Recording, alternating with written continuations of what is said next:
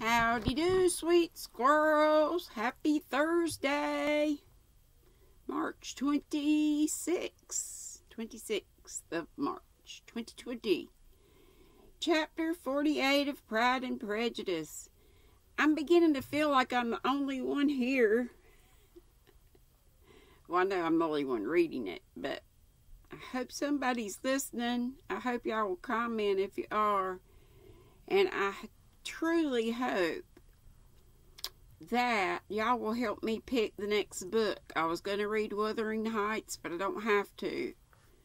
If y'all can come up with something else, but remember, the copyright has to be at least 75 years old. Can be older than that, but not younger than that, not less than that. And I would prefer it not be a children's book, because I don't want to label it for children, because when I do, the comment section goes away, and I don't like that. So it doesn't have to be anything racy, just probably it's gonna be a classic like these have been. But anyway, think about it. Look for a list on Google or something. Books in public domain. Okay, chapter 48. The whole party were in hopes of a letter from Mr. Bennet the next morning, but the post came in without bringing a single line from him. His family knew him to be, on all occasions, a most negligent and dilatory correspondent, but at such a time they had hoped for exertion. They were forced to conclude that he had no pleasing intelligence to send, but even of that they would have been glad to be certain. Mr. Gardner had waited only for the letters before he set off. When he was gone, they were certain at least of receiving constant information of what was going on, and their uncle promised at parting to prevail on Mr. Bennet to return to Longbourn as soon as he could, to the great consolation of his sister, who considered it as the only security for her husband's not being killed in a duel. Mrs. Gardner and the children were to remain in Hertfordshire a few days longer, as the former thought her presence might be serviceable to her nieces. She shared in their attendance on Mrs. Bennet, and was a great comfort to them in their hours of freedom. Their other aunt also visited them frequently, and always, as she said, with a design of cheering and heartening them up, though as she never came without reporting some fresh instance of Wickham's extravagance or irregularity, she seldom went away without leaving them more dispirited than she found them. All Meryton seemed striving to blacken the man who, but 3 months before, had been almost an angel of light. He was declared to be in debt to every tradesman in the place, and his intrigues, all honored with the title of seduction, had been extended into every tradesman's family. Everybody declared that he was the wickedest young man in the world. And everybody began to find out that they had always distrusted the appearance of his goodness. Elizabeth, though she did not credit above half of what was said, believed enough to make her former assurance of her sister's ruin more certain, and even Jane, who believed still less of it, became almost hopeless, more especially as the time was now come when, if they had gone to Scotland, which she had never before entirely despaired of, they must in all probability have gained some news of them. Mr. Gardner left Longbourn on Sunday. On Tuesday his wife received a letter from him. It told them that, on his arrival, he had immediately found his brother, and persuaded him to come to Gracechurch Street, that Mr. Bennet had been to Epsom and Clapham before his arrival, but without gaining any satisfactory information, and that he was now determined to inquire at all the principal hotels in town, as Mr. Bennet thought it possible they might have gone to one of them on their first coming to London, before they procured lodgings. Mr. Gardner himself did not expect any success from this measure, but as his brother was eager in it, he meant to assist him in pursuing it. He added that Mr. Bennet seemed wholly disinclined at present to leave London, and promised to write again very soon. There was also a postscript, P.S., to this effect: I have written to Colonel Forster to desire him to find out, if possible, from some of the young man's intimates in the regiment, whether Wickham has any relations or connections who would be likely to know in what part of town he has now concealed himself. If there were anyone that could apply to with a probability of gaining such a clue as that, it might be of essential consequence. At present we have nothing to guide us. Colonel Forster will, I dare say, do everything in his power to satisfy us on this head. But on second thoughts, perhaps Lizzie could tell us what relations he has now living better than any other person. Elizabeth was at no loss to understand from whence this deference to her authority proceeded, but it was not in her power to give any information of so satisfactory a nature as the compliment deserved. She had never heard of his having any relations except a father and mother, both of whom had been dead many years. It was possible, however, that some of his companions in the shire might be able to give more information, and though she was not very sanguine in expecting it, the application, I meant to look that up, was something to look forward to. Every day at Longbourn was now a day of anxiety, but the most anxious part of each was when the post was expected. The arrival of letters was the grand object of every morning's impatience. Through letters, whatever of good or bad was to be told would be communicated, and every succeeding day was expected to bring some news of importance. But before they heard again from Mr. Gardner, a letter arrived from their father, from a different quarter, from Mr. Collins, which, as Jane had received directions to open all that came for him in his absence, she accordingly read, and Elizabeth, who knew what curiosities his letters always were, looked over her and read it likewise.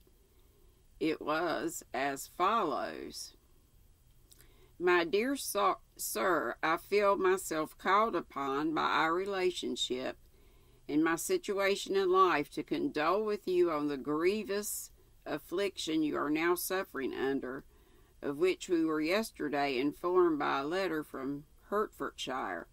Be assured, my dear sir, that Mrs. Collins and myself sincerely sympathize with you and all your respectable family in your present distress, which must be of the bitterest kind, because proceeding from a cause which no time can remove.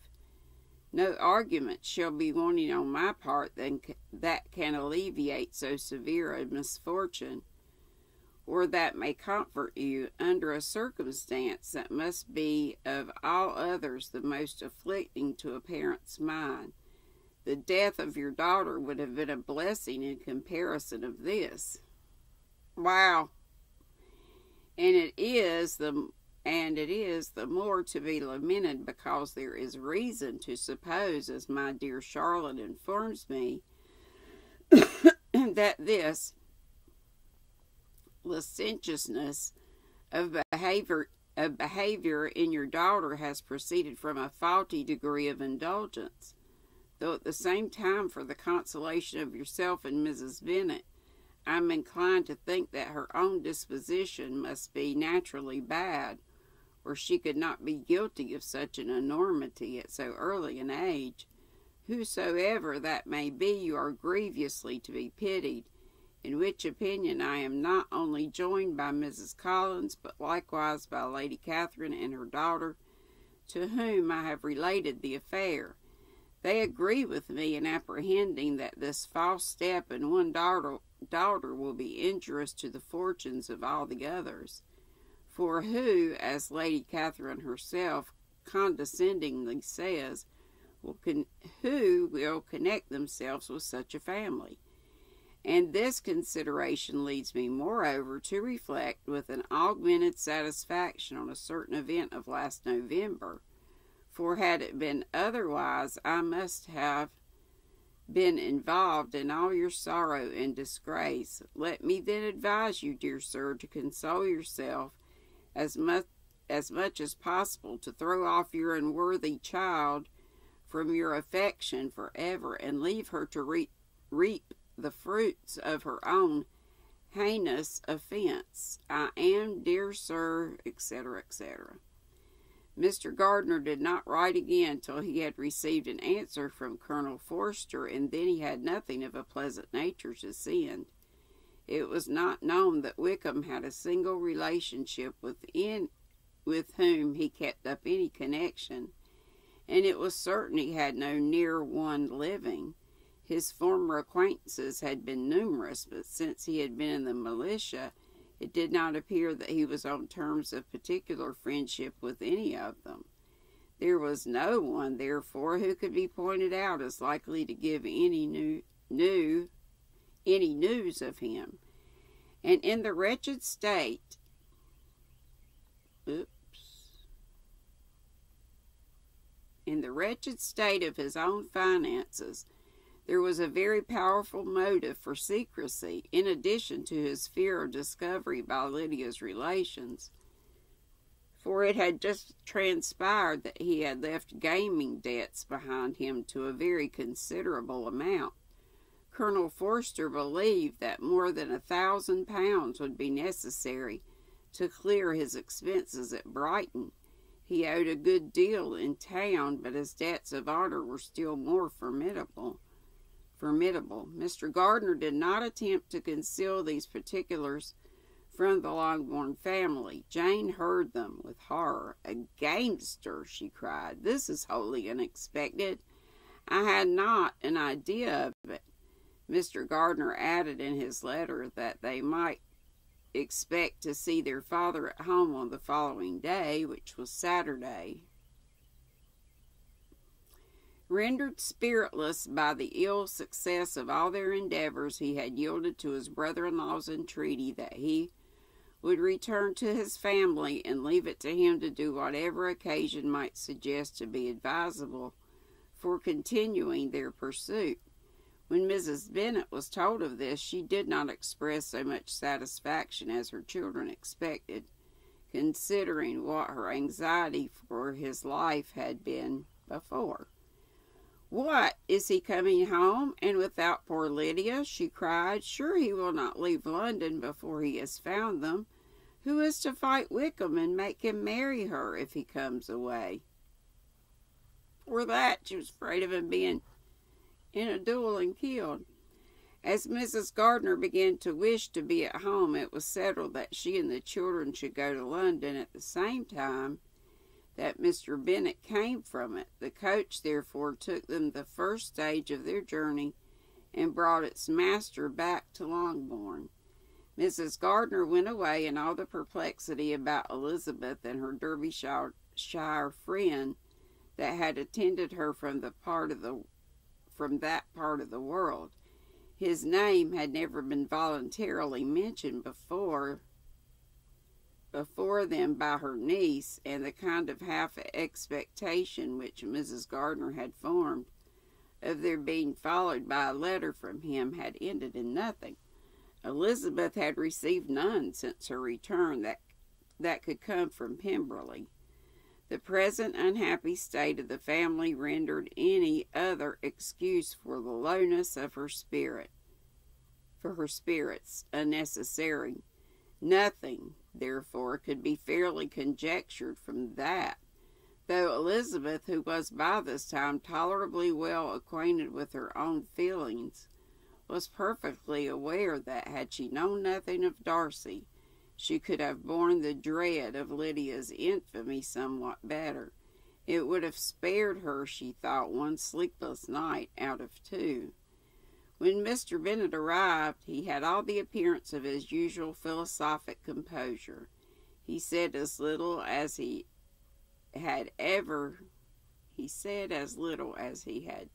been in the habit of saying, made no mention of the business that had taken him away, and it was some time before his daughters had courage to speak of it. It was not till the afternoon, when he joined them at tea, that Elizabeth ventured to introduce the subject, and then, on her brief expressing her sorrow for what he must have endured, he replied, "Say nothing of that. Who should suffer but myself? It has been my own doing, and I ought to feel it."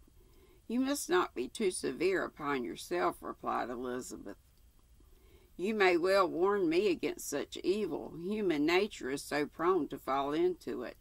No, Lizzie, let me once in my life feel how much I have been to blame. I am not afraid of being overpowered by the impression. It will pass away soon enough." "Do you suppose them to be in London?" "Yes, where else can they be so well concealed?" "And Lydia used to want to go to London," added Kitty. "Well, she is happy then," said her father dryly, "and her residence there will probably be of some duration." Then, after a short silence, he continued, "Lizzie, I bear you no ill will for being justified in your advice to me last May, which, considering the event, shows some greatness of mind." They were interrupted by Miss Bennet, who came to fetch her mother's tea. "This is a parade," he cried, "which does one good. It gives such an elegance to misfortune. Another day I will do the same. I will sit in my library in my nightcap and powdering gown, and give as much trouble as I can, or perhaps I may defer it till Kitty runs away." "I'm not going to run away, Papa," said Kitty fretfully. "If I should ever go to Brighton, I would behave better than Lydia." "You go to Brighton? I would not trust you so near it as Eastbourne for £50. No, Kitty, I have at last learned to be cautious, and you will feel the effects of it. No officer is ever going to enter into my house again, nor even to pass through the village. Balls will be absolutely prohibited unless you stand up with one of your sisters, and you are never to stir out of doors till you can prove that you have spent 10 minutes of every day in a rational manner." Kitty, who took all these threats in a serious light, began to cry. "Well, well," said he, "do not make yourself unhappy. If you are a good girl for the next 10 years, I will take you to a review at the end of them." That's it for chapter 48. Goodness, goodness, goodness. And it says we are at 77% of having, that's how much we've read. 77% of the book, so I like it, but it's not the best. It's slow to me. Anywho, I hope you have a wonderful day. No lives today, but there is Zoom in about an hour. Sharon will open up the Zoom room, and I think she leaves it open about all the time.